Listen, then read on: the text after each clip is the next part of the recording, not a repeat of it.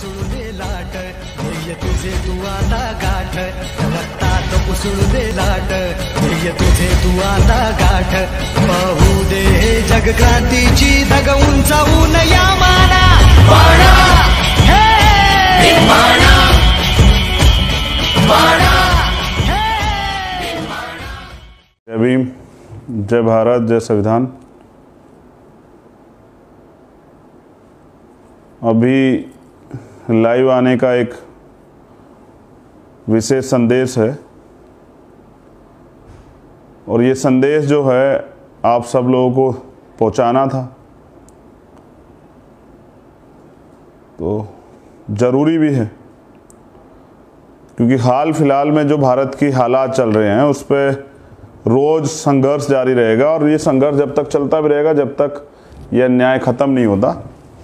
और इस अन्याय को ख़त्म करने के तरीके हैं, मैं इस पर अपनी बात रखूँगा। लेकिन अभी मैं जिस संदेश को देना चाहता हूँ, मैं चाहता हूँ आप सब लोग से सुने और भीम आर्मी, आज़ाद समाज पार्टी, बहुजन समाज के सभी लोगों तक वो मैसेज ज़रूर दें। ये संदेश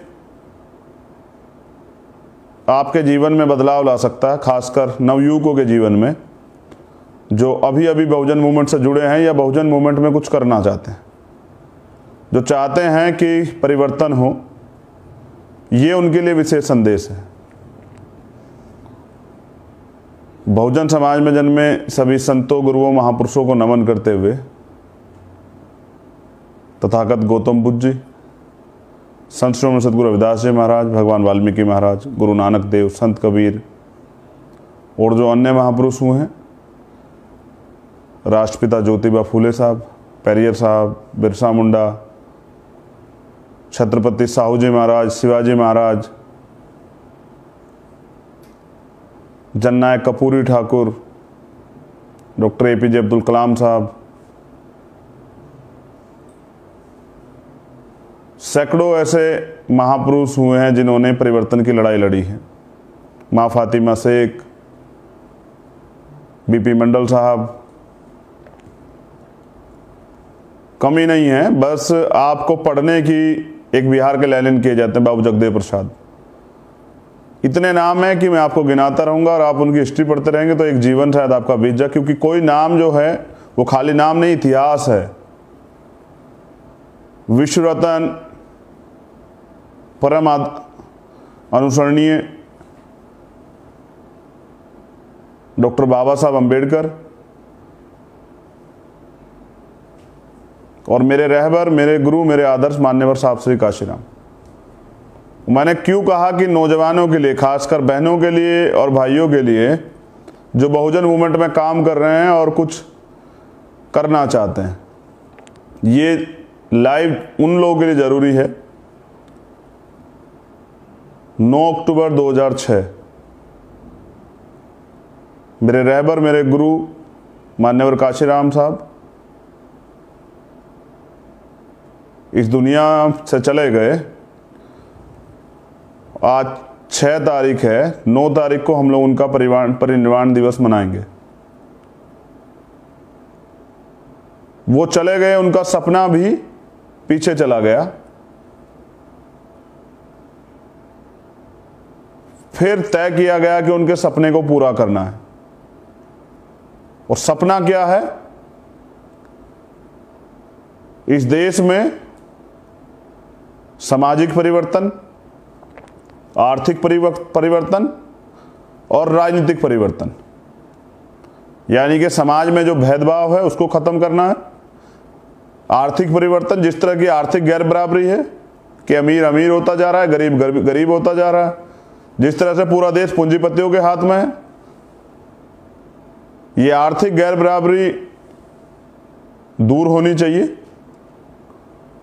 और राजनीतिक परिवर्तन कि कब तक हम लोग जो हैं सिर्फ वोटर बने रहेंगे? क्या हम लोग इस देश में शासक नहीं बन सकते हैं? क्या हम लोग इस देश में न्याय करने वाले, न्याय देने वाले नहीं बन सकते हैं? और इसी एक लाइन में सारा सार जुड़ा हुआ है। हाथरस की घटना है, बलरामपुर की घटना है, भदोई की घटना है, आजमगढ़ की घटना है, आज थाना गाजी वाले प्रकरण में न्याय हुआ है, आजीवन सजा हुई है उन लोगों को, जिसमें एक जयपुर में आंदोलन किया गया था। मेरठ की घटना है, कानपुर की घटना है, लखनऊ की घटना है, और कितनी घटनाएं हैं। ये तो वो घटनाएं जो मीडिया की सुर्खियां बन जाती हैं, आप तक आ जाती हैं। होता है, रोज होता है। कोई प्रदेश नहीं, कोई किसी प्रदेश का कोई जिला नहीं, कोई विधानसभा नहीं, कोई गांव नहीं, क्योंकि आप सब जगह रहते हैं।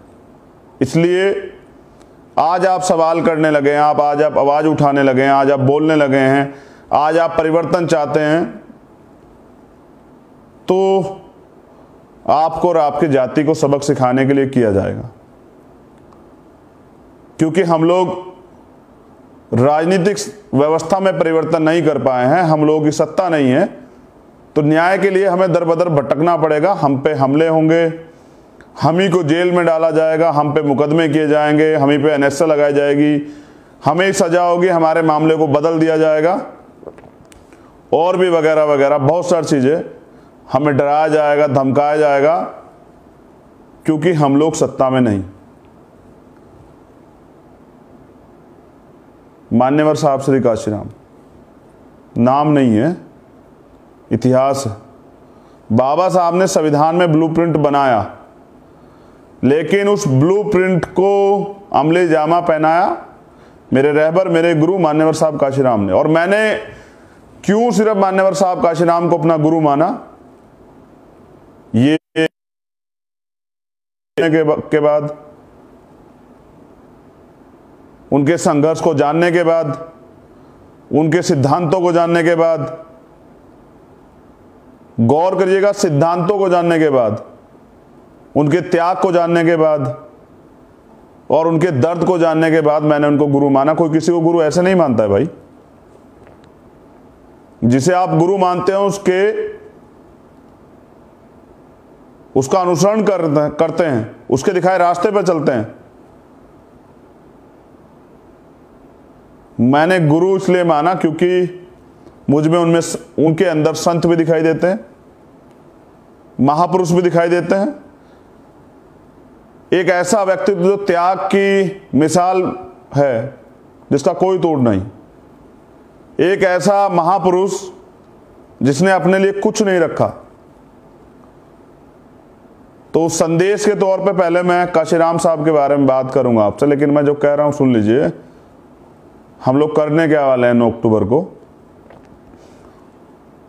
जो संगठन और पार्टी के पदाधिकारी हैं वो अपने जिला कार्यालयों पे फिजिकल डिस्टेंस को ध्यान में रखते हुए, ये लोग कहते हैं सामाजिक दूरी, सोशल डिस्टेंस, वो इस देश में सदियों से चला आ रहा है, हमसे किया गया। एक सामाजिक दूरी का ही आज तक हमें जो है आईना दिखाया गया, और हमें कहा जाता है कि समाज का वो वर्ग है जिनसे दूरी बना के रखनी है। फिजिकल डिस्टेंस की बात मैं कर रहा हूं, शारीरिक दूरी बनाकर एक कैडर आपको जो है 3 घंटे का अपने अपने कार्यालयों पे करना है। और जो लोग कार्यालय नहीं पहुंच पाएंगे उनको, क्योंकि मुझे लगता है सिर्फ मोमबत्ती जलाने से, फूल चढ़ाने से, माला डालने से कुछ नहीं बदलेगा। मुझे लगता है कि अगर बदलेगा तो उनके दिखाए रास्ते पे चलने से, उनको पढ़ने से, समझने से, उनके दर्द को महसूस करने से और उनके सपने को पूरा करने के लिए दृढ़ संकल्प लेने से बदलेगा।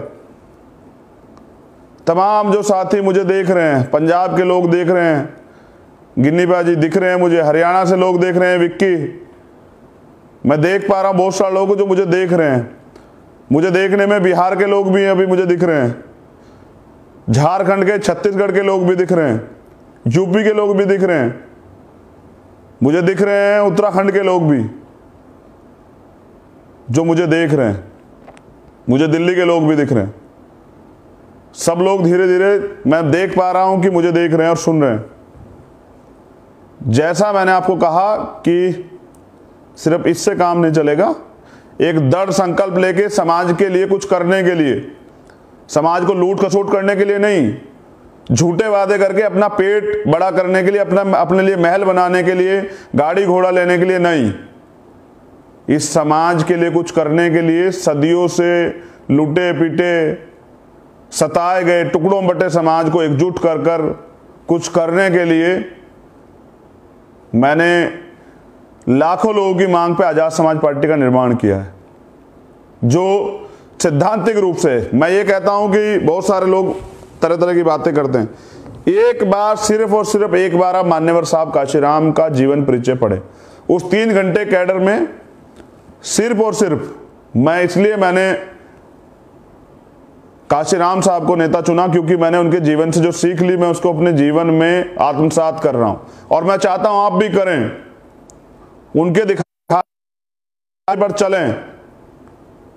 उन्होंने एक बात कही थी कि जिस दिन मेरे द्वारा बनाया गया विकल्प रास्ते से भटक जाए तो आप नया घर बना लेना। मैं इस बात को इसलिए नहीं कहता कि लोगों को लगेगा कि चंद्रशेखर अपने लिए बात कर रहे हैं, लेकिन चंद्रशेखर क्यों बात कर रहे हैं जानना बहुत जरूरी है। क्या हमारे हालात बदले? क्या हमारी बहन बेटियों पर जो शोषण हो रहा है वो रुका? क्या हमें इस देश में जो अधिकार बाबा साहब देके गए हैं, क्या उनका प्रयोग हम लोग कर पाए? जो आरक्षण का अधिकार मिला है, क्या वो हमें पूर्ण रूप से मिला? क्या सम्मान से जीने का जो अधिकार संविधान देता है वो हमको मिला? क्या न्याय सबका जन्मसिद्ध अधिकार है, वो अधिकार हमको मिला? हमको इस मुल्क में, इस देश में जो हमारा देश है मिला?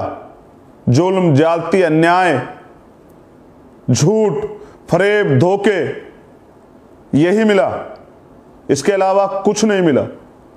आप पे समय, आपके अंदर ऊर्जा है, नौजवानों के अंदर, आपके अंदर जो है, अगर आप मेरे रहबर, मेरे गुरु, मेरे आदर्श मान्यवर साहब काशीराम के दिखाए रास्ते पर चलें, उनके जीवन सिद्धांतों पर चलें, उनके सिद्धांतों को पढ़ें। मैं इसलिए नहीं बता रहा हूं, मैं एक एक चीज जानता हूं, इसलिए नहीं बता रहा हूं कि जब उन्हें आप खोजेंगे, मेरे कहने के बाद पढ़ेंगे, जो व्यक्ति पढ़ेगा और उसकी आंख से आंसू ना निकला, उसने तकलीफ में अगर वो ना चिल्लाया, अगर उसने ये नहीं कहा कि उनके सपनों के साथ धोखा हो रहा है, तो मुझे जरूर मैसेज कीजिएगा।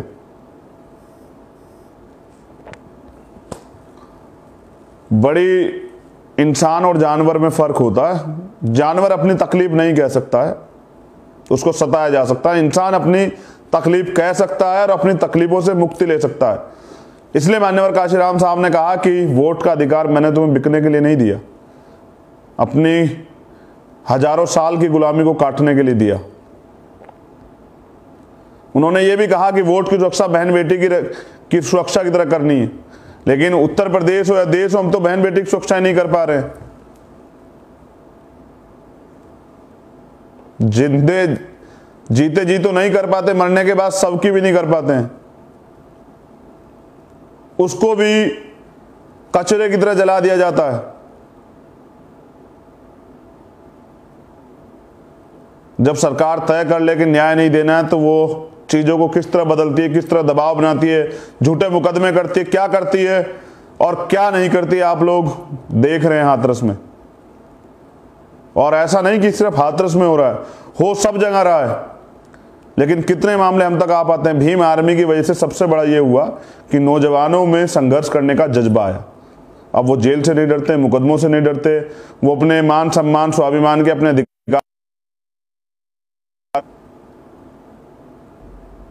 उनके अंदर त्याग की, समर्पण की, तकलीफों को जानने की इच्छा बनी। और भीम आर्मी की वजह से सबसे बड़ा परिवर्तन ये हुआ कि गांव में जो अत्याचार होते थे, जिनकी खबर नहीं जाती थी, उन अत्याचारों पे कार्रवाई होने लगी। इसलिए पूरे सिस्टम को, पूरे संघ को, आरएसएस को और हर उस व्यक्ति को जो संविधान का विरोधी है, भीम आर्मी से तकलीफ।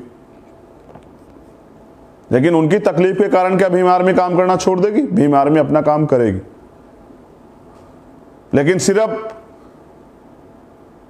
थानों के, कचहरियों के रोड पर खड़े होके नारे लगाने से कुछ नहीं होगा। सत्ता में भागीदारी करनी पड़ेगी और नौजवानों को सत्ता में बैठना पड़ेगा जाकर। और जब आप लोग सत्ता में बैठ जाएंगे, यही मान्यवर काशीराम साहब कहते थे कि मेरा सपना है कि बहुजन समाज शासक बने और दिल्ली की गद्दी पे झंडा, नीला झंडा फहराया जाए। एक बार सभी कार्यकर्ता पदाधिकारियों को, क्योंकि मैं भी कार्यकर्ता हूं, आज़ाद समाज पार्टी का बहुत छोटा सा और भीम आर्मी का उससे भी छोटा सा, आपकी जिम्मेदारी है कि जो लोग कार्यालय जाएंगे, जो पदाधिकारी है, वो 3 घंटे मान्यवर काशीराम साहब के जीवन पे चर्चा करेंगे, उनके जीवन संघर्ष को पढ़ेंगे और उसको अपने जीवन में आत्मसात करेंगे और संकल्प लेंगे मान्यवर साहब श्री काशीराम के सपने को पूरा करने का। जो अधूरा सपना वो जो देख कर छोड़ गए हैं खुली आंखों से, जिसके लिए उन्होंने संघर्ष किया, ये भी उनके जीवन में आप महसूस करना, उनके जीवन को पढ़ के कि वो आपसे लेकर के आ गए। और जो लोग घर पर रहेंगे, हमारी माताएं बहनें, जो नौजवान हमारे घर पे रहेंगे, वो घर पर इस परिवार के साथ बैठ के उनके जीवन की चर्चा जरूर करना। अगर आप मान्यवर साहब काशीराम को भूल गए तो वो दिन दूर नहीं कि आपका राजनीतिक वजूद मिट जाएगा, और वो तो अभी भी नहीं है। अगर आपका राजनीतिक वजूद होता तो शायद आपकी बहन बेटियों के साथ ये अत्याचार ना होता है, आपके लोगों की हत्याएं ना होती। मुझे याद है आजमगढ़ की घटना, सत्यमेव जयते की घटना प्रधान जी की, मुझे याद है सीतापुर की घटना जिसमें हमारे लोग जेल गए थे अंबेडकर नगर के, मुझे याद है मेरठ की घटना जिसमें खुलेआम गोली मार दी जाती है शादी से पहले उस बेटी को और उसके पिताजी को। मुझे याद है फरीदाबाद की घटना जिसमें भाई परशुराम वाल्मीकि को गोली मार दी जाती। मुझे याद है रमन भाई की घटना जिसमें आज तक न्याय नहीं हुआ। ये जाति व्यवस्था ही तो थी कि यहां सुशांत सिंह राजपूत को के मामले में वो भी मेरी उनसे भी कोई लड़ाई नहीं है, उनको भी न्याय मिले तो न्याय हमें भी मिले। अमीरी गरीबी जाति देख के न्याय क्यों? हम लोगों ने पंचायत की कि रमन भाई को न्याय मिले, सीबीआई जांच क्यों नहीं हुई? बहुत घटनाएं मेरे याद है। और आपने सिर्फ मेरी सफलता देखी, मेरे जख्म नहीं देखे हैं जो मेरी कमर पे हैं। जो सरकार ने जितने मुकदमे, जहां जाता हूं न्याय की आवाज उठाने, चाहते हैं कि मैं डर के मुकदमों से बाहर ना निकलूं, औरों की तरह एसी के कमरों में लेट जाऊं और वहीं से ट्वीट करता रहूं। लेकिन मैं तो लड़ना चाहता हूं, मैं तो सिपाही हूं, आपका भाई हूं। जिस मामले में जाता हूं उसकी आवाज उठाता हूं। आज थाना गाजी में डिसीजन आया, सजा मिली, आंदोलन किया था जयपुर में। धन्यवाद करता हूं राजस्थान की पूरी टीम को। हाथरस की आवाज आपने उठाई तो पूरी दुनिया तक गई, आज दुनिया में उसका विरोध हो रहा है। उसको दबाने का कितना प्रयास किया गया, मगर फिर भी वो जो है पूरे देश में वाल्मीकि समाज के भाइयों ने काम बंद किया मेरे कहने पे। परिवर्तन का दौर जारी है कि हमारे लोग, हमारे परिवार के जो लोग हैं, ये क्योंकि इतने बार छले गए हैं, इतने बार ठगे गए हैं कि ये व्यक्ति पर देर से भरोसा करते हैं। जब उसके अंदर हिम्मत होती है, जज्बा होता है, शरीर में जान होती है, तब तक ये उस पर भरोसा नहीं करते। जब उस दिन उसका शरीर जर्जर हो जाता है, हिम्मत टूट जाती है, वो सिस्टम का शिकार हो जाता है, फिर ये कहते हैं कि आप संघर्ष करो, हम आपके साथ हैं। समय समय पे अगर आपने बाबा साहब का, मेरे रहबर, मेरे गुरु मान्यवर साहब काशीराम का साथ दिया होता तो आज ये दिन नहीं होते, आज हम लोग सत्ता में होते। तो आप मेरे दुख तकलीफ सब जानते हैं। मेरे इस निवेदन को सभी देश में जो भीम आर्मी के लोग हैं, वो जो आजाद समाज पार्टी के कार्यकर्ता पदाधिकारी है, वो इस संदेश को सभी तक पहुंचा दें, क्योंकि ये सबसे बड़ा प्लेटफॉर्म है जहां से मेरी बातें आप तक जाती हैं। और 9 अक्टूबर को 3 घंटे आप अपने जीवन के निकालिए, और मैं गारंटी देता हूं कि अगर आपने पूर्ण ईमानदारी से, जैसे ईमानदार साहब काम करते हैं, पूरे देश में अन्याय के खिलाफ संघर्ष करते हैं, आवाज उठाते हैं, 3 घंटे आप मान्यवर साहब काशीराम के जीवन को पढ़िए। नेट पर सब अवेलेबल है। मैं इसलिए नहीं बता रहा हूं कि अगर आप खोजेंगे, आप जानकारी इकट्ठा करेंगे, किताबों से पढ़ेंगे, तो आपको, जब आप पढ़ेंगे तो आपको सीखने को मिलेगा। बाबा साहब ने भी कहा था कि लोग मुझे तस्वीरों में ढूंढते हैं, मैं किताबों में हूं। किताबों को पढ़िए, सारा ज्ञान वहीं है, और ज्ञान से ही लड़ाई होती है। तो मुझे पूरी उम्मीद है कि हमेशा की तरह आप मेरे इस विश्वास को मजबूत करेंगे। और 9 अक्टूबर को हमारा क्या प्रोग्राम है ये मैंने आपको बता दिया। मान्यवर साहब काशीराम जी के परिनिर्वाण दिवस पर हम लोग 3 घंटे जो भीम आर्मी के कार्यालय हैं, जो आज़ाद समाज पार्टी कार्यालय हैं, हमारे घर हैं, हमारी गली है, हमारे मोहल्ले हैं, हमारे मंदिर हैं, हमारे बुद्ध विहार हैं। अच्छा होगा अगर आपके गांव में कोई विद्वान, कैडराइज, बहुजन मूवमेंट का पुराना अनुभवी, हमारे आदरणीय कोई हो, उनको बुलाकर उनके द्वारा काशीराम साहब के जीवन पर चर्चा कराएं। ये भी बहुत बेहतर होगा। बस याद रखें कि दीवे जलाने से, फोटो पर माला चढ़ाने से,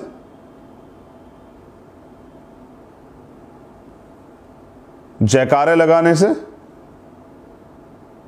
कुछ नहीं बदलेगा। तो विचारों की ताकत से और विचारों पर चलने से। और याद कीजिए, आखिरी लाइन में कह रहा हूं, फिर कह रहा हूं कि जो कौम अन्याय, जुल्म, जात के खिलाफ आवाज नहीं उठाती वो लाशें उठाती, और यही हो रहा है। जो लोग लड़ रहे हैं उनको मेरा नीला सलाम। जो लोग अपने जीवन की परवाह, अपने कैरियर की परवाह ना करते हुए संघर्ष कर रहे हैं, उनको मेरा नीला सलाम। मेरी बहुत बहुत मंगल कामनाएं। मैं बार बार कहता हूं, फिर आपसे कह रहा हूं कि ये चांद सितारे मेरे साथ में रहें। अगर आपका हाथ मेरे हाथ में रहे। याद कीजिए, दोबारा कह रहा हूं, मैं बहुत बार कह चुका, आपके याद रहेगा कि ये चांद, सूरज, सितारे मेरे साथ में रहे। अगर आपका हाथ मेरे हाथ में रहे और शाख से टूटकर गिर जाएं, वो पत्ते नहीं, हम आंधियों से कह दे औकात में रहें। आने वाला कल आपका है। मजबूत भारत, प्रबुद्ध भारत, जिसमें बेटियों का सम्मान हो, जिसमें बेटियों की सुरक्षा हो, जिसमें आपको बराबर के अधिकार हो, आपके सम्मान की सुरक्षा हो, ऐसे भारत के निर्माण के लिए तैयार हो और सत्ता प्राप्त करने के लिए संघर्ष करें। जय भीम, जय भारत, जय संविधान। आपका भाई, आपका बेटा, आपका दोस्त चंद्रशेखर आजाद।